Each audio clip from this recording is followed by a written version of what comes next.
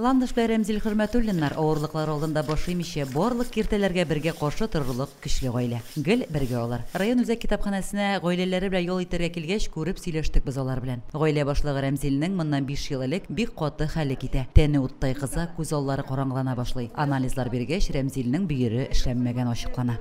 Bir yıldan soң Казанга барып, Пересадка почка бүлегенә барып, анда биргә очыртка язылдым. Һәм мине анда 2 тапкыр чакырып, анда почка миңа туры килмәүе ачыкланды. Һәм 2022 елның июлендә чакыргач, андагы почка миңа туры килде. Һәм миңа пересадка почка ясадылар.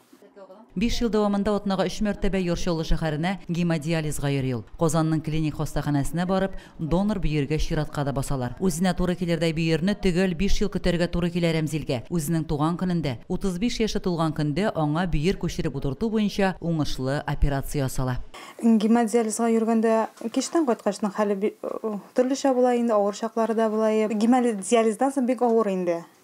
Үзе тотып барыбер эшлейди инде. Хәзер инде үзебез бик шатбыз. Аллага шөкер, барсы да әйбәт. Семьябыз тагын да шулай матур гына яшәргә язсын безгә.